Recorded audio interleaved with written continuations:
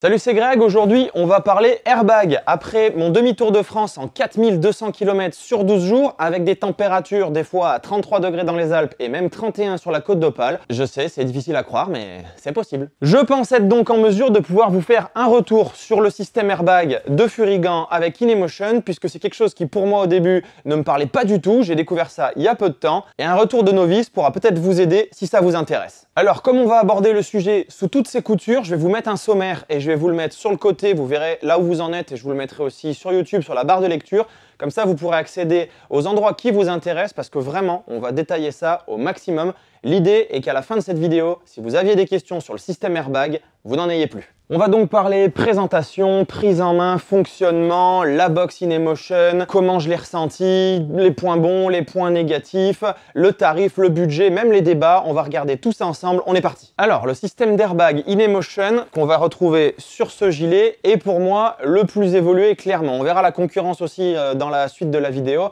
Pour moi, c'est clairement le plus évolué. La société InEmotion est une société française. Elle est basée à Annecy, donc déjà cocorico. Comme on est passé par Annecy pendant notre demi-tour de France, on est allé les voir et franchement, ça fait plaisir de voir une société française comme ça, qui est dynamique, qui est jeune. Tous les gens qu'on a vu passer, parce qu'on y était de bon matin, qui prenaient le taf, ils étaient tous avec la banane et ça, c'est pour moi un indicateur super intéressant. Ensuite, le système, il faut qu'il soit embarqué. Il est donc embarqué ici dans un gilet qu'on va détailler. Les gilets, il y a plusieurs marques qui les fabriquent. De mon côté, j'ai testé le Furigan, donc c'est celui-là qu'on va éplucher. Il a plusieurs intérêts pour moi et plusieurs avantages par rapport à la concurrence, on les détaille juste après. Et il faut savoir, si vous ne le savez pas, que Furigan est une marque française basée à Nîmes, ce qui nous fait pour ça deux cocorico, et ça fait pas de mal. Alors, quand on le déballe de son carton, la première chose qu'on voit, c'est ce qu'on a dans la main. On se dit, tiens, déjà, ça fait un certain poids. 1,9 kg. On verra après sur le ressenti, je vous dirai ce qu'il en est.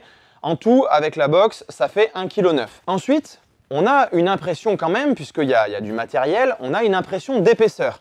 Et là, tout de suite, on se dit, mais dis donc, je rajoute ça sur moi, je vais pas crever de chaud. Donc là aussi, on en parlera tout à l'heure. Alors, cette impression d'épaisseur, elle est surtout donnée par la matière qui constitue la grande majorité du gilet. Pas ici, puisque nous avons les coussins, on reverra tout à l'heure sur le système embarqué InEmotion, mais on l'a devant, on l'a sur les côtés, on l'a derrière, on l'a à l'intérieur. Et ça, en fait, c'est le système Mesh 3D qui donne de l'épaisseur. Alors pourquoi c'est épais? Parce que c'est extrêmement alvéolé. Mais ça ne veut pas dire que c'est chaud, puisque qui dit alvéolé dit plein d'air, plein de vide. Et ce système Mesh 3D, c'est ce que j'ai pu vérifier pendant mon trip, permet à ce gilet d'être le plus ventilé du marché actuellement quand je sors cette vidéo. Voilà, ça c'est pour le ressenti à chaud quand on le sort de sa boîte. Ensuite, on le tourne un peu dans tous les sens. On voit à l'arrière qu'on a une espèce de système en plastique où là on a un emplacement, on a marqué InEmotion, donc c'est la marque qui fabrique tout le système embarqué, on en parlera tout à l'heure, et on découvre un zip tout autour. Bon, on va l'ouvrir ce zip, on va voir ce qu'il y a dedans. Oui, mais j'ai pas assez de main, alors je fais comme je peux. On découvre du coup dessous une cartouche avec un connecteur et un câble qui va après sur le système InEmotion, mais surtout on découvre une dorsale D3O que vous connaissez bien si vous en avez déjà dans vos vestes, moi c'était mon cas. Ce qui veut donc dire qu'il faut retirer celle que vous aviez puisqu'elle est directement intégrée ici dans le gilet fabriqué par Furigan. Et c'est donc le seul gilet qui possède une dorsale D3O de niveau 2 actuellement sur le marché. Furigan a réussi à l'intégrer avec une découpe pour pouvoir mettre l'inflator, c'est la cartouche de gaz ici, et avec ensuite le passage des deux coussins d'air qui vont pouvoir permettre de gonfler tout le gilet. On reviendra après sur tout ce qui est changement de cartouche et compagnie, mais là c'est vraiment pour présenter le produit et le dépioter. Je vais aller me poser là-bas parce que le coup des dents là pour refermer, je vais pas y arriver. Bon, et ce gilet, si on l'ouvre, hop, on découvre à l'intérieur tout le système encore Mesh 3D. Donc ici, là juste derrière, je sens c'est mou. Eh bien, c'est tout simplement ma dorsale D3O où on a vu qu'il y avait la découpe avec la bonbonne de gaz, donc c'est pas elle qui va nous appuyer dans le dos évidemment. Et on découvre un truc aussi qui est unique sur ce gilet par rapport à la concurrence. On a deux poches scratchées là, dans lesquelles on va pouvoir venir glisser des protections pectorales en D3O. Alors moi, j'en ai pas eu besoin pour mon trip route. Je pense que ça s'adresse plus aux personnes qui vont faire beaucoup de off-road, voire que du off-road, ou peut-être même du cross. Voilà, ça c'est pour le tour d'horizon du produit. Et puis surtout, on découvre à l'arrière un trou et on se dit, mais il me manque pas quelque chose là-dedans? Et c'est tout simplement parce qu'il faut rajouter la box InEmotion dont on va parler juste après. Juste avant, une dernière précision, Le coût du gilet est environ de 399 €. On trouve des promos, j'ai regardé tout à l'heure sur Motoblues, on pouvait le trouver à 333. Ça correspond au tarif de la concurrence dans tous les cas qui embarque le système InEmotion. Vu les petites caractéristiques différentes par rapport aux autres et les plus, c'est ce qui fait que pour moi ce gilet, je le préfère aux autres. Donc pour cette InBox qui se commande sur le site internet de InEmotion, on va regarder un petit peu les caractéristiques qu'elle a. Déjà, elle est facile à utiliser, elle est sans câble, elle a une autonomie de 30 heures. Alors si je vous donne ça en nombre de jours, nous quand on roulait, quand il restait allumé environ 10 heures par jour, je tenais 3 jours de road trip avant que ça commence à s'allumer et ensuite il fallait que je la charge.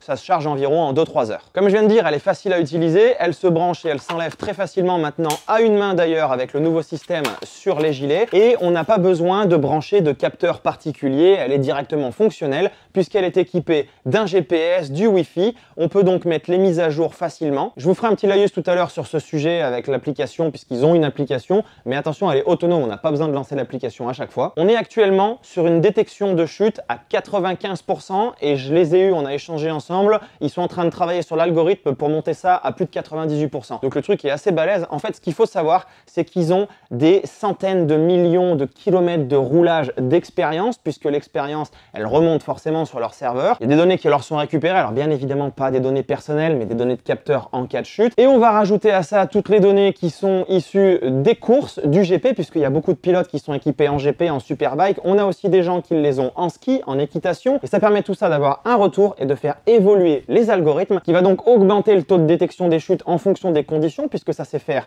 route, piste, off-road, ce qui est quand même balèze, l'algorithme ne doit pas déclencher au même moment. Et pour ça d'ailleurs, il faut savoir que dans la technologie embarquée, qui est quand même assez high-tech, on a des capteurs et des processeurs qui vont calculer la situation qu'on a sur notre moto plus de 1000 fois par seconde. Ce qui, à mon avis, quand je suis en train de rouler à 90 km/h, découpe quand même très franchement ce qui est en train de m'arriver pour permettre de déclencher ou non en cas de chute. Au niveau protection, quand ça va se déclencher, s'il y a une chute, ce qu'on ne veut pas, ça va protéger le dos, le cou, le thorax et l'abdomen. Donc on a une protection qui vient tout autour de nous et le gonflage va évidemment s'effectuer avant le premier impact. L'airbag n'étant pas à l'extérieur puisque c'est pas résistant encore à l'abrasion, il faut une veste par-dessus habituelle, il va pouvoir donc être réutilisable même en cas de déclenchement. On change l'inflator, donc la cartouche de gaz, en 5 minutes, on la remet, on le rallume et c'est reparti. Ce système InEmotion, c'est pas donc juste la box, c'est aussi ce sur quoi on va venir la clipser. Donc elle est reliée à l'inflator, elle va le détecter quand on va l'allumer, elle va vous dire d'ailleurs s'il est plein ou s'il est vide, vous avez des voyants de couleur qui vont gérer ça. Et il y a derrière évidemment les coussins qui vont se gonfler, vous avez 2 coussins qui se gonflent comme je vous ai dit pour protéger le dos, le cou, le thorax et l'abdomen.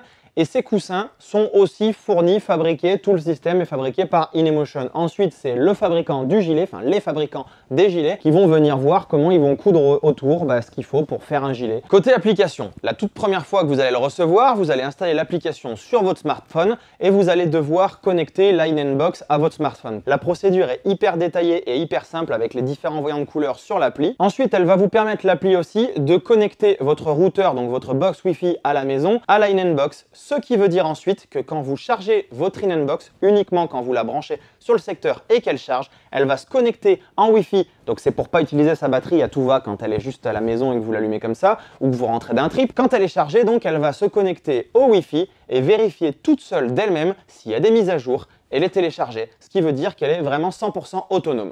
On prend une batterie chargée, on prend l'InBox et on vient la brancher. Elle s'allume en couleur, c'est qu'elle est en train de charger. Et là, il va se passer quelques secondes, le temps qu'elle se dise « Oui, je suis en train de charger, je suis en dehors de mon gilet. Du coup, je vais me brancher au Wi-Fi et je vais aller vérifier si jamais j'ai des mises à jour. » Voilà, c'est parti. Il faut quelques secondes et là, elle va faire son check. Maintenant, ce qu'on peut faire, c'est qu'on peut essayer avec le téléphone de lancer l'appli.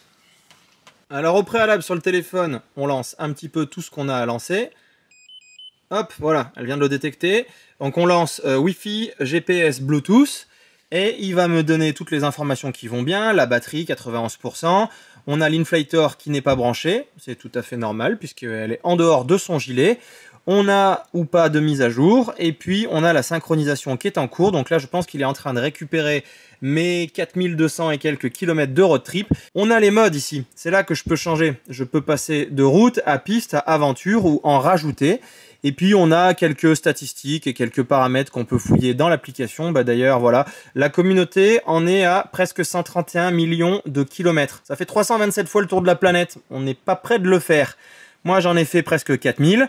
Donc j'ai fait 92 fois de quoi, le tour de moi-même ou un marathon? C'est donc un appareil qui se commande sur leur site et du coup, il y a une question qui vous taraude depuis tout à l'heure, je le sais, je vous entends, c'est combien ça coûte? Alors, cette petite bête blindée de technologie a donc un prix, elle est vendue 400 € par InEmotion et si votre assurance fait partie des partenaires, il y en a quand même une très grande partie quand vous êtes chez un assureur spécialisé moto, elle tombe à 320 €. Pour tout ce qui est les débats sur l'argent et compagnie, vous inquiétez pas, j'ai prévu une section dans la vidéo, on en parle juste après. Comme je vous l'ai dit, là-dedans, on a une batterie qui tient 30 heures, on a des capteurs de dingue, c'est hyper léger, hein, ça pèse que dalle, ça pèse pas plus qu'un smartphone, d'ailleurs oui c'est plus léger que... Il est où celui-là? Hop, il est là. C'est plus léger que mon Google Pixel 7. Non, il n'y a pas de placement de produit, ils nous gonflent assez avec leur pub même quand tu l'as déjà acheté. Comme je l'ai dit tout à l'heure, elle est équipée du Wi-Fi, du GPS, elle a tous ses capteurs, ce qui veut dire qu'effectivement, il y a une technologie qui est très avancée, d'où le tarif. Mais on n'est pas obligé de l'acheter. Parce que vous le savez aujourd'hui, le meilleur business model, ça reste l'abonnement. On l'a découvert chez nous à la maison, puisque tout est devenu abonnement. Quand vous aviez votre bonne vieille suite Office avec Word et Excel, aujourd'hui c'est plus possible, il faut avoir un abonnement. C'est pareil chez Apple, c'est pareil pour écouter de la musique, pour regarder la télé, si vous avez le Thermomix et j'en passe. Donc forcément, InEmotion s'est dit, tiens, si on allait faire un système d'abonnement, ce serait pas mal. Sauf que, il va falloir évidemment que ce soit aussi un avantage pour nous, les utilisateurs. Et c'est le cas. On le retrouve déjà au niveau de la garantie. Quand vous achetez la InEnBox, elle est garantie pendant 2 ans. Mais quand vous la louez, puisque si vous êtes en abonnement, elle n'est plus à vous, elle est louée, c'est plus votre problème, vous pouvez la... Non, je rigole, je vais pas faire ça. Vous avez donc une garantie qui est à vie tant que vous louez l'appareil. Ça, c'est un premier avantage. Côté tarif, on est à 120 € par an si on prend le pack d'un coup pour une année. Et si on le prend par mois, ça fait 12 €, 12 x 12... Vous êtes meilleur que moi en maths. Et comme pour l'achat, si votre assurance est partenaire de InEmotion, vous passez à 90 € par an pour pouvoir avoir la location et l'abonnement de la InEnBox. Côté avantage, on en a quelques autres. On va avoir la possibilité de suspendre notre abonnement 4 mois par an, tout simplement pour gérer l'hiver et les moments où on va pas forcément rouler. Et ces 4 mois, vous les répartissez comme vous voulez dans l'année. Pendant ces 4 mois, c'est pas gratuit. C'est une remarque que j'ai eue sur Instagram parce que j'avais fait une petite vidéo courte de présentation. Vous allez passer, si vous étiez au tarif full sans l'avantage avec les assurances de 12 € par mois, vous passez à 4 € par mois. Pourquoi, vous allez me dire? Eh bien tout simplement, je vous le rappelle, elle n'est pas à vous, elle est en location. C'est aussi un gage de caution, puisque si vous arrêtez l'abonnement et que vous la revendez à quelqu'un d'autre ou que vous la détruisez ou peu importe, il y a un gros problème puisqu'elle ne vous appartient pas. Donc c'est le système de location qui veut ça. Quand vous êtes en mode abonnement, vous avez un avantage de plus qui est l'appel d'urgence avec Liberty Rider. Je ne sais pas si vous connaissez cette application, parfois elle est liée avec votre assurance aussi et vous pouvez donc en profiter gratuitement sur vos smartphones. Mais là, dans tous les cas, quand vous louez la box de InEmotion, vous avez l'appel d'urgence avec l'appli Liberty Rider qui est compris. Vous avez juste à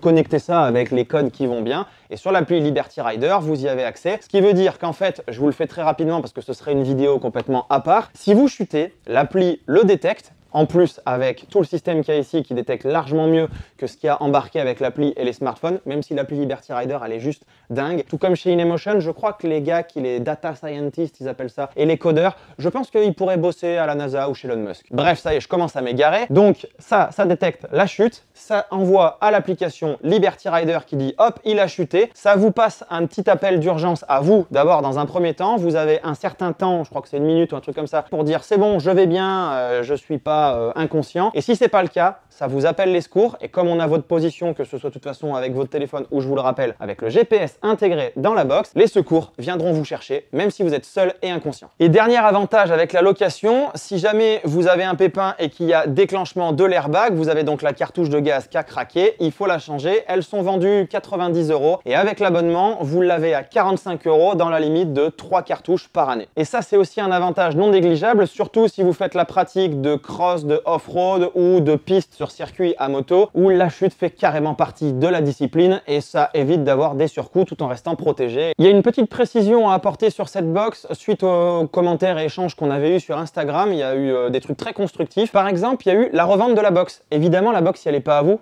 vous pouvez pas la vendre. Quand elle est en location, vous êtes en abonnement, ça c'est clair et net. Par contre, si la box, vous l'avez achetée, rien ne vous empêche de la revendre. Il faudra juste en parler à InEmotion parce qu'elle est branchée à un compte puisque vous l'avez activé par l'appli sur leur serveur pour savoir que c'est vous qu'il faut couvrir. Mais si vous voulez la revendre, il va falloir du coup leur notifier pour pouvoir faire un transfert de compte et puis qu'elle puisse se réactiver sur une autre appli pour le compte personnel d'une autre personne et pas sous votre nom. Et dernier point, on m'a aussi parlé de la problématique d'approvisionnement des cartouches. Alors j'en ai parlé avec InEmotion et ce qu'il peut y avoir, c'est que sur certains sites revendeurs, des Daffy, des Motoblues et compagnie, vous allez avoir des ruptures. Par contre, si vous passez directement par le site d'InEmotion, surtout si vous êtes en abonnement pour les avoir à 45 au lieu de 90, eux ils n'ont pas de souci d'approvisionnement. Eux ils en ont en continu, il n'y a pas de souci. Allez voilà, ça y est, c'est maintenant, place au débat. Je sais qu'il y en a qui adorent ça, je l'ai déjà vu sur les commentaires sur Instagram. Première chose, chacun fait ce qu'il veut. Oui, ça a un coût, on va détailler tout ça, mais la première chose à retenir, c'est que chacun fait ce qu'il veut. Ceux qui ont envie de s'équiper, de rajouter à leur sécurité, eh bien ils font ce qu'ils veulent. C'est trop cher, oui, non, on va en parler, on va développer ça dans la vidéo. Mais déjà, retenez bien que chacun fait sa vie. Ensuite, par rapport au coût, puisque vous rajoutez environ 400 € de gilet et vous rajoutez, allez, 320 € si vous avez l'assurance qui va bien. Donc on est à peu près à 700 € pour cette nouvelle protection. Et si vous voulez donc les avantages de l'abonnement, c'est là où il y en a plein qui tiquent. Aujourd'hui, ça ne gêne personne d'aller mettre un abonnement dans Disney+, dans Canal+, dans Spotify. On nous en met partout. Vous avez le Thermomix, hop, pour avoir la clé connectée et les recettes.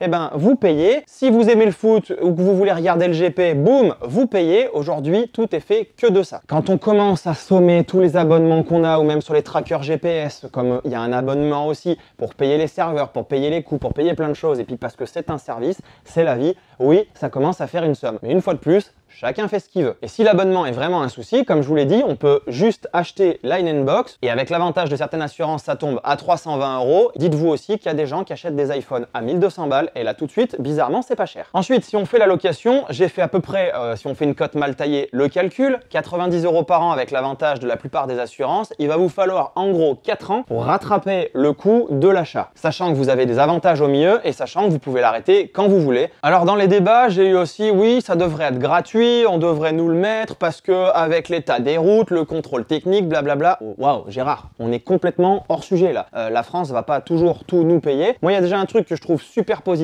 c'est qu'il y a beaucoup d'assurances qui ont joué le jeu en participant, je sais pas comment ils sont arrangés, ça peu importe, et ils ont baissé le tarif que nous on va payer. Alors on peut se dire oui mais en cas de pépin, ce qu'on veut surtout pas qu'il arrive, mais ça va leur coûter aussi moins cher en soins, en problèmes, en voilà. Ok, mais ils n'étaient pas obligés de le faire. Donc déjà moi je trouve ça bien. Maintenant, bien sûr qu'on aimerait tous avoir des équipements qui nous sont payés, qui nous sont... Voilà.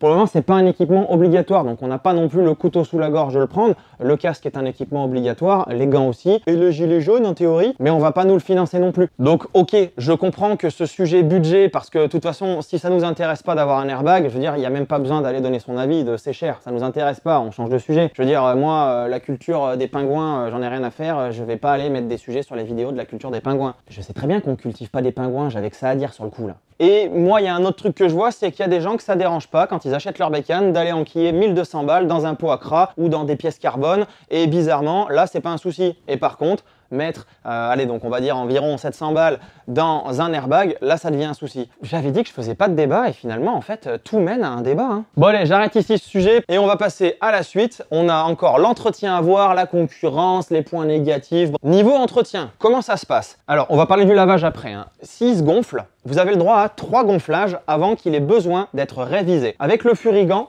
que j'ai juste ici, c'est eux qui vont s'occuper de cette révision. Ça veut dire que vous allez leur envoyer le gilet, il faut le faire, hein, vous n'êtes pas obligé évidemment, mais si jamais il y a un souci au 4e gonflage, bah, ça serait vraiment trop bête. Donc 3 gonflages et il faut l'envoyer. Donc eux, ils vont vérifier votre gilet, ils vont changer les coussins puisqu'ils ont pris 3 contraintes au gonflage, ils vont aussi vérifier toutes les coutures pour voir s'il est encore en bon état. Et cette révision coûte 90 €. Si jamais il y a des dégâts plus importants dessus, ils vont vous contacter pour vous faire un devis et vous expliquer à combien va s'élever l'entretien. Et pour ceux qui sont toujours dans les débats sur l'argent, c'était la section d'avant, là on est passé à autre chose. Hein. Dites-vous bien qu'on va parler de la concurrence après, vous allez voir, ça va vous énerver. Après, pour ce qui pourrait être des coûts supplémentaires, j'ai échangé avec Furigant sur leur retour d'expérience. Généralement, ça s'arrête là. Ils ont très rarement eu de cas où il y a d'autres choses à changer sur le gilet. Et comment est-ce qu'on déclenche cette procédure d'entretien? On va tout simplement contacter le revendeur chez qui on a acheté le gilet et c'est comme ça que ça va se déclencher et qu'on va pouvoir envoyer le gilet airbag à Nîmes chez Furigan dans leurs ateliers. Au niveau délai de la procédure, ça prend entre 10 jours et 3 semaines parce que ça va dépendre du temps que va prendre votre revendeur pour leur envoyer et du temps de transport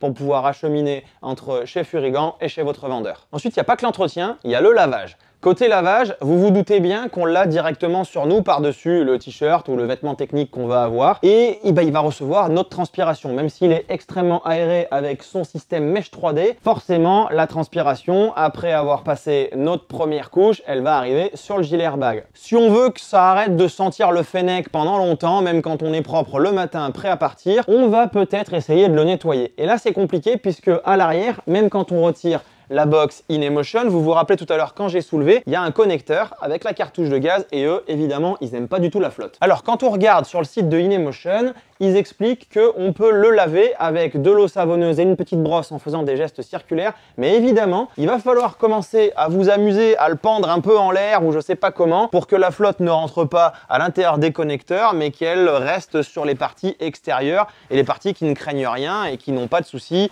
avec la flotte. Moi, je me dis qu'on peut essayer de bricoler un système, je ne l'ai pas encore fait, il faudra peut-être que je le fasse, je suis un gros crado, c'est ça que vous vous dites, hein. Ouais, je vais peut-être essayer d'y penser avant de repartir sur mon prochain trip. Moi, je pense que si on s'amuse à mettre une poche en plastique avec du scotch électricien ou un truc étanche, comme on fait par ailleurs dans d'autres travaux à la maison, il y a peut-être moyen de trouver un système et un bon compromis pour pouvoir le nettoyer sans prendre le risque de l'abîmer. Mais j'avoue, côté lavage, ça va demander un peu de dextérité, de pas être une grosse brute à balancer tout ça dans un seau, histoire de se dire c'est bon et me le passez pas à la machine non plus, hein. Alors maintenant, pour être complet, et puis ça c'est pareil, c'est sur la base des retours qu'il y a eu sur Instagram, il y a la concurrence. Alors, première chose, il y a des gens qui m'ont dit c'est trop cher, j'en veux pas, moi je prends un système à câble. Alors, non. Pour moi, on ne peut pas comparer clairement. Le système à câble, évidemment, est moins cher puisque c'est juste un câble qui fait le déclencheur. Vous n'avez pas un système de capteur, de technologie, de GPS, de Wi-Fi, de mise à jour et compagnie. J'ai quand même vérifié sur les différents revendeurs sur Internet. Un système à câble, c'est pas si donné que ça non plus, hein. On est facilement dans les 400 balles. Alors, il y a des soldes à gauche à droite, mais le prix moyen, c'est 380, 430. Et pourquoi je ne veux pas le comparer? C'est parce que c'est juste pas comparable. Si vous n'êtes pas éjecté de la moto, le câble, il bouge pas et il déclenche pas. Vous êtes à votre petit feu rouge, vous avez, on va pas donner d'exemple parce qu'on va encore dire que c'est politiquement incorrect, un Jean lambda qui arrive derrière et bam, il vous a pas vu parce qu'ils vous ont jamais vu et boum, il vous met un bon choc par derrière à la moto. Vous allez vous prendre le coup du lapin de votre vie, le truc il va pas déclencher, hein. À la limite vous garderez les mains sur le guidon, hein. Et là bah vous avez le coup brisé. Donc non, je ne compare pas. Autre truc, vous perdez l'avant. Il y a des réflexes des fois de je reste cramponné à ma moto. Je l'ai déjà vu sur circuit ça où je voulais pas la lâcher, mais si, il va faire ta vie, je veux pas faire des tonneaux avec toi. Bref, vous faites ce réflexe, vous êtes donc proche de la moto. Je veux dire, vos bras ils vont pas s'étendre, c'est pas gogo gadget au bras. Et du coup, bah, le câble va pas se défaire. Donc pas de déclenchement. Pendant ce temps-là, votre tête, blam, elle va aller frapper au sol et vous allez vous faire mal. Et des situations, on peut en trouver plein comme ça où ça va pas déclencher. Donc non, je ne veux pas comparer. Je ne dénigre pas le système à câble, un peu quand même. Bon, c'est pas aussi performant, on va dire clairement, mais juste ça se compare pas en fait. C'est comme si tu dis, une T7 c'est trop cher, moi je vais acheter un Xiao. Ouais, ok, il y a toujours deux roues, ça t'emmène d'un point A à un point B, il y a un moteur thermique dessus, mais ça n'a rien à voir. On est sur le même délire. Donc ça, je compare pas. Au niveau concurrence avec le système InEmotion entre les différentes marques qui produisent le gilet, si vous regardez les tarifs, à part une marque qui veut toujours être plus chère que les autres, il y a des trucs que je veux bien, mais là je comprends pas pourquoi. Bref, pas de nom. Politiquement correct. En gros, ils sont tous dans les mêmes tarifs à 20-30 balles près. Donc, on va pas comparer là-dessus parce qu'ils ont chacun des caractéristiques différentes. Moi, vous avez compris celles que je trouve qui sont meilleures chez Furigan. Et puis parce que c'est français. Mais par contre, on va regarder sur des systèmes autonomes différents d'une très grosse marque. Et là, on va parler de Alpinestar. Alpinestar, ils ont sorti leur système à eux et le prix est de 700 €. Alors ça veut dire que c'est plus cher que la somme de 400 balles de gilet et 320 balles d'InEmotion. Maintenant, est-ce que c'est mieux, moins bien? J'en sais rien. Je suis pas allé le tester, je suis pas allé le comparer. Mais quand je vois InEmotion, allez faire un tour sur leur site, leur box, leur technologie embarquée, tout ce qu'elle contient, honnêtement, et puis ça équipe les pilotes de GP, alors vous allez me dire que sûrement Alpinestar aussi, ok. Mais quand on voit tous les retours qu'il y a, les sports différents avec InEmotion, je pense qu'on prend pas trop de risques en disant que la technologie est quand même un poil plus avancée. Mais ça va marcher dans les deux cas, bien évidemment. Je vais pas non plus dénigrer Alpinestar, le système est certainement très très bien.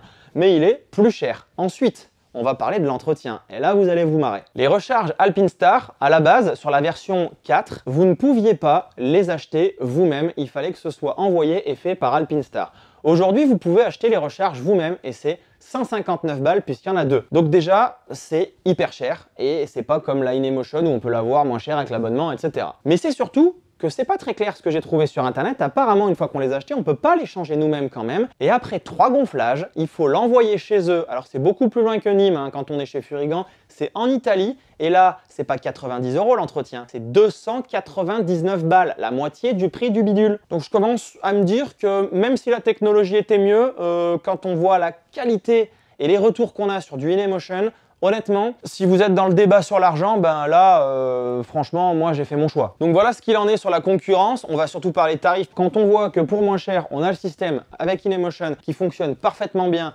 avec un taux de détection à 95% qui va augmenter encore dans les années à venir ou les mois à venir, sur la base des retours de mecs qui roulent à plus de 300 à l'heure sur des circuits en GP. Et après nous, petits gars qui roulent 90 parce qu'on respecte les limitations de vitesse à moto, on véhicule une bonne image. Et bah du coup, je me dis qu'on roule genre plus de 3 fois moins vite qu'eux.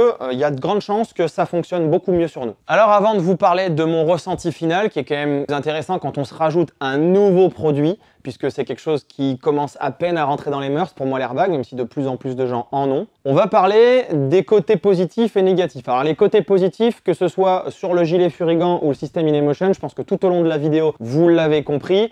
Sachant que je ne l'ai évidemment pas testé sur un accident. Il n'est pas question d'aller se dire je suis un malade, je vais aller me cracher en face dans la bagnole qui arrive pour voir si ça déclenche bien. Donc c'est le genre de truc où on a envie de se dire qu'on n'a pas envie de vérifier si ça fait bien son job. On va faire confiance au retour, on va faire confiance à tout ce qu'on voit, les reportages sur les pilotes de GP qui ont eu des chutes ou pouf, on voit les gonflages. Et eux, on a leur retour parce qu'avant, ils avaient l'habitude de tomber sans. Et par contre, on va plutôt parler des avis négatifs. Alors les avis négatifs sur le gilet Furigan à proprement parler, si ce n'est que ça rajoute, oui, quelque chose, mais ce soit cette marque ou une autre, ça rajoute un truc qu'on n'avait pas avant, donc du poids, une contrainte, l'enlever, le remettre, le charger, tout ça.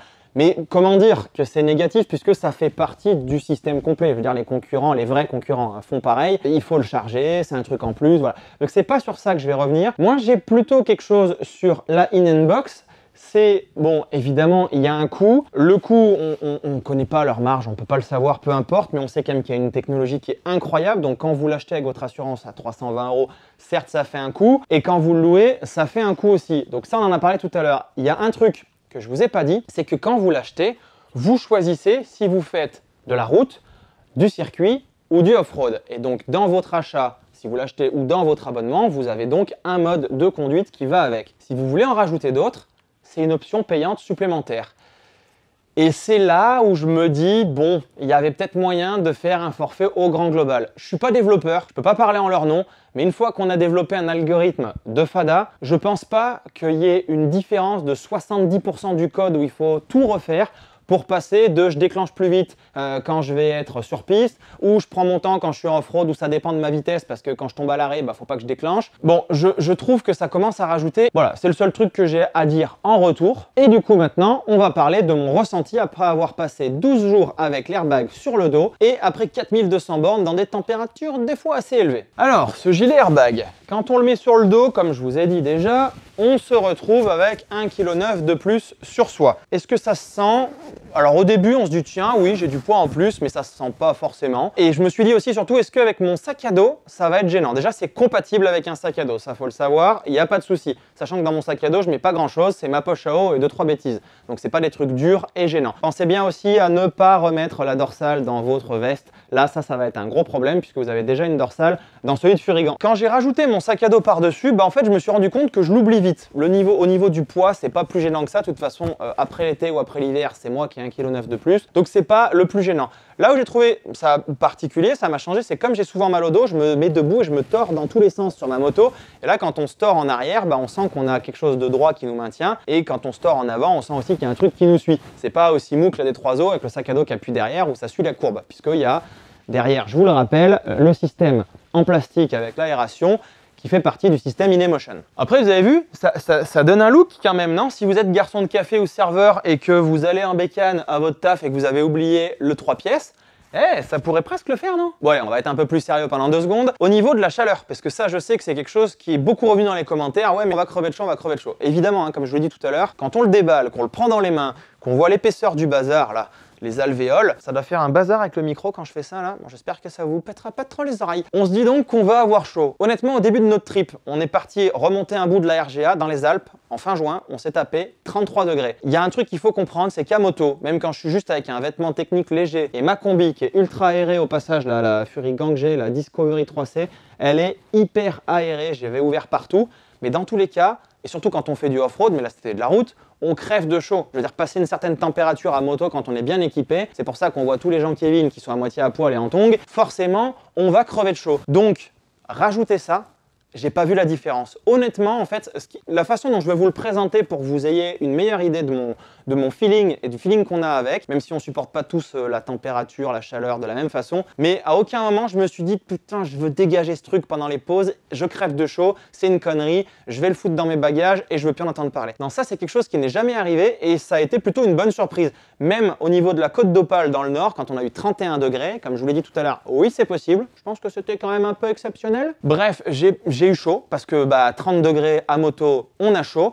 Mais j'ai pas non plus eu plus chaud que d'habitude. En tout cas, j'ai pas eu la possibilité de me dire tiens, c'est 17% plus chaud que d'habitude. Et parfois, quand on faisait des pauses, puisque moi j'ai besoin de m'arrêter pour faire du drone, il y a eu des moments où je le supportais encore. C'est-à-dire que j'ouvrais juste ma veste et j'ouvrais juste le zip de l'airbag, je l'ai laissé ouvert, je faisais mon plan drone, je refermais tout et je repartais. Je me retrouvais pas à tout jeter parce que je crevais de chaud. Bon, il y a des moments, 33 degrés, pas d'air, oui, je préférais tout enlever quand on faisait une pause. Mais franchement, au niveau ressenti chaleur, c'est plutôt correct avec ce système alvéolé puisque on a entre nous et le haut du gilet des alvéoles, on a pas mal d'air qui passe et ça véhicule, ça circule, surtout quand vous ouvrez les aérations de votre veste. Ça va pas mal. Ensuite, à vivre avec tous les jours, j'ai pris ma petite habitude, j'avais mon boîtier qui était branché derrière. Quand je voyais qu'il s'allumait en rouge, de toute façon je le savais au bout de 3 jours, hop, même si on est en camping ou en bivouac, batterie externe qui elle avait chargé sur la moto toute la journée. Donc dans la nuit, ça se faisait tout seul, c'était chargé. Le lendemain matin, on le rebranche, on fait un double clic dessus pour l'allumer, il s'allume. Là, il va pas être content puisqu'il va pas détecter la cartouche de gaz, évidemment, elle est derrière moi. Et pas de souci, ça se passait très bien. Il se met en veille et quand on le pose, qu'il est vraiment immobile pour économiser sa batterie. Et à peine une mouche se pose dessus, pouf, il se remet, il sort de sa veille. Donc on est protégé. Pas besoin de l'appli, je vous le rappelle. Donc pas plus de contraintes que ça à l'utilisation. Après, comme je vous l'ai dit tout à l'heure, est-ce que j'en suis content au niveau sécurité? Impossible de répondre puisque je me suis pas amusé à m'envoyer une chute pour pouvoir voir la détection et comment ça va se gonfler et comment j'ai été sauvé. De toute façon, je ne pourrais pas savoir si j'avais pas eu le gilet comment j'aurais été moins sauvé. Donc ça, c'est un truc dont on peut pas parler, mais comme je vous l'ai dit tout à l'heure, quand on nous rajoute un élément de sécurité qui pour le moment n'est pas obligatoire, mais quand on se rajoute quelque chose et qu'on n'avait pas prévu de l'acheter parce qu'on n'en a pas entendu parler, on n'est pas encore convaincu ou c'est pas rentré dans nos mœurs, la première chose qu'on se dit c'est est-ce que ça va me gêner? Et là, j'espère avoir répondu à la question. Et voilà, on arrive à la fin de cette vidéo de présentation sur l'airbag avec mon gilet Fury Gang et le système InEmotion. J'espère avoir réussi à couvrir tous les sujets et surtout avoir répondu à toutes vos questions. Si vous faites partie des gens qui, comme moi à l'époque, enfin à l'époque c'était en même temps il y a 3-4 semaines, ne savaient pas ce que c'était, ne connaissaient pas le système, j'espère qu'avec un œil de novice dans l'utilisation et avec mes petites recherches, j'ai pu couvrir toutes vos questions et vous donner toutes les infos nécessaires. S'il vous manque des éléments, n'hésitez pas dans les commentaires à venir poser vos questions, que ce soit moi, que ce soit Fury Gang ou que ce soit InEmotion, on va essayer de répondre à toutes vos questions afin qu'il n'y ait plus aucune zone d'ombre sur tout le sujet airbag InEmotion combiné avec un fabricant de gilet. Si vous avez aimé cette vidéo, n'hésitez pas à mettre un petit pouce en l'air, ça c'est la grosse mode et on aime bien dire ça à la fin des vidéos. Pensez à vous abonner aussi, ça c'est presque le plus important pour moi parce que ça montre que vous me soutenez. Et on se retrouve dans une prochaine vidéo qui va très certainement être, je vous l'ai dit, le demi-tour de France, toute la série sur notre trip de dingue à travers notre magnifique pays. À la prochaine!